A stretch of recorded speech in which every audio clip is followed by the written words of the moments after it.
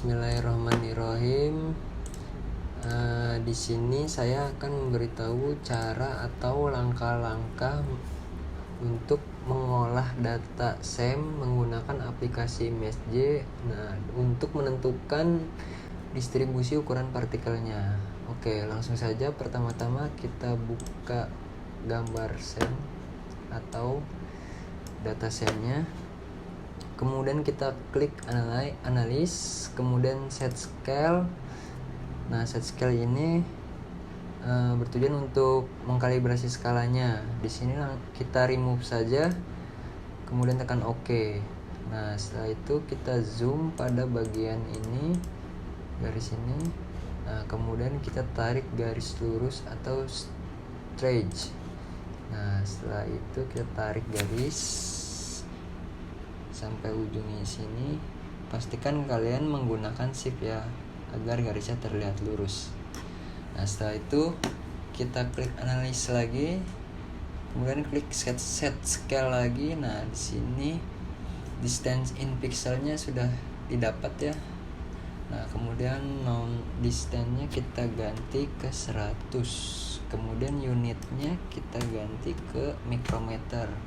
Cukup mengetik saja. Oke, setelah itu kita balikan gambar ke keadaan semula. Nah, kemudian kita crop bagian partikelnya saja.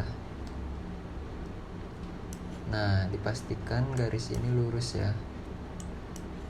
Nah, setelah itu kita duplikat, klik image. Nah, di sini ada duplikat atau Ctrl Shift D. Nah, karena di sini yang kita gunakan adalah hasil duplikatnya. Nah, setelah muncul, kemudian kita lakukan proses dengan klik proses, kemudian klik smooth, klik proses lagi, dan klik find edge, dan klik proses lagi, klik binary ini, kemudian make binary. Oke, nah setelah gambarnya berubah seperti ini, kemudian kita klik tongkat ini nih, tongkat tools atau tracing tool. Nah, kemudian klik pada bagian partikel mana saja. Nah, nanti dia akan memberi tanda seperti ini. Nah, kemudian setelah itu kita klik analyze, kemudian klik measure. Nah, atau dengan Ctrl M. Nah, di sini langsung muncul atau hasil dari si partikel ini ya.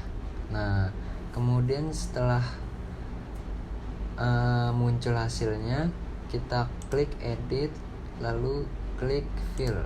Nah, di sini untuk fill ini untuk menandakan partikel mana saja yang sudah kita masukkan datanya.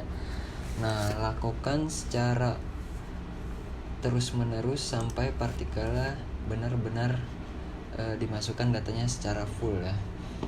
Nah, karena di sini menggunakan cara manual, jadi akan membutuhkan waktu yang cukup lama. Oke, setelah sudah dimasukkan datanya semuanya, kemudian kita pindahkan atau kita olah hasil dari nilai-nilai partikel ini menggunakan Microsoft Excel untuk mencari jari-jarinya dan mencari diameternya. Nah, di sini kita copy saja atau dengan cara save as juga boleh. Nah, kita copy,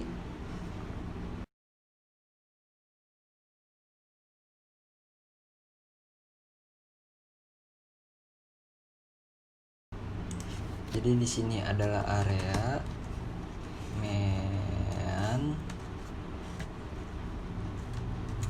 min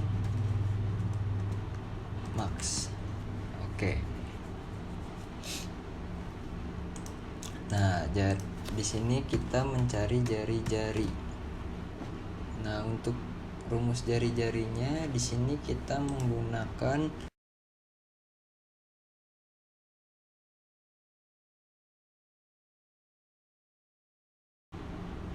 menggunakan rumus permukaan untuk menempatkan jari-jari. Nah, karena ini karena partikelnya ini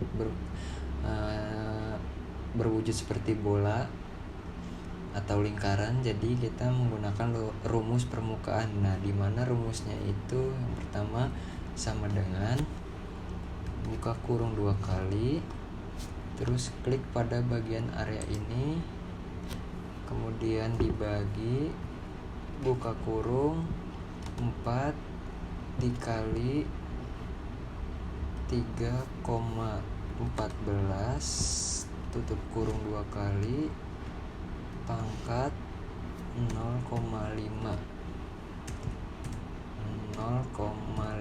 Oke, kemudian tutup kurung, enter. Nah, di sini kita dapat jari-jarinya. Nah, kemudian untuk menentukan diameternya, di sini kita menggunakan rumus sama dengan 2 dikali jari-jarinya, kemudian tekan enter saja. Nah, sudah didapat diameternya. Kemudian kita tarik garis lurus sampai ke bawah. Nah, nanti dia akan otomatis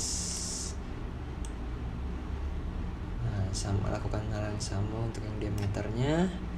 Nah,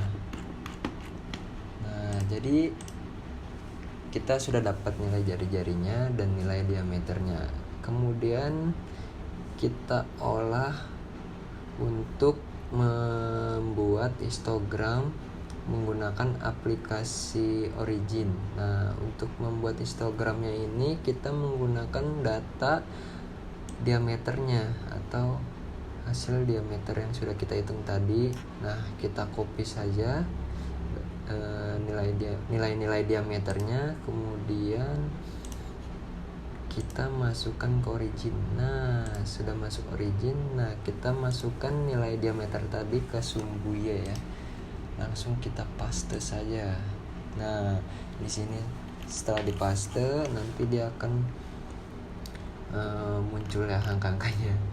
Nah, di sini tuh sebenarnya angka-angka yang sama dengan ini.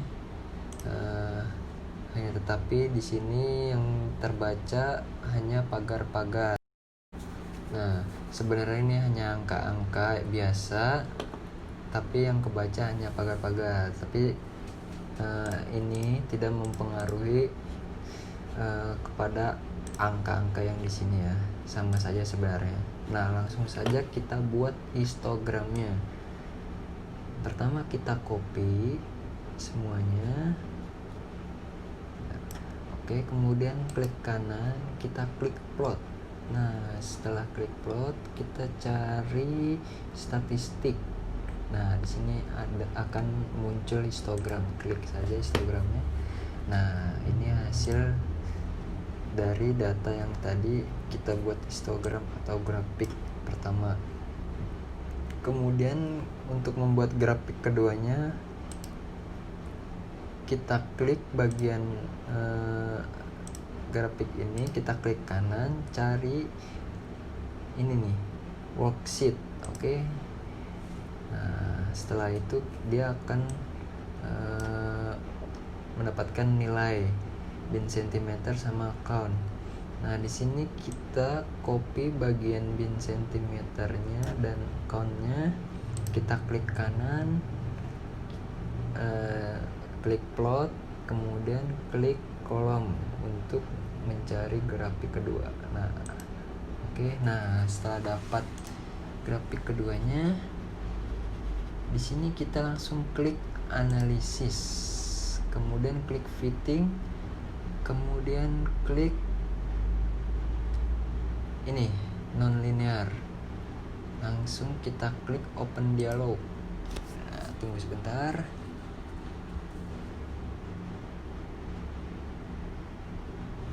Nah, setelah muncul seperti ini, NL fit maksudnya. Nah, di sini kita kategorinya kita ganti ke pick function. Nah, kemudian functionnya kita ganti ke log normal. Nah, kemudian setelah sudah diganti, kita klik advance. Nah, di sini kita akan mengetahui, karena kita akan mencari nilai COD-nya.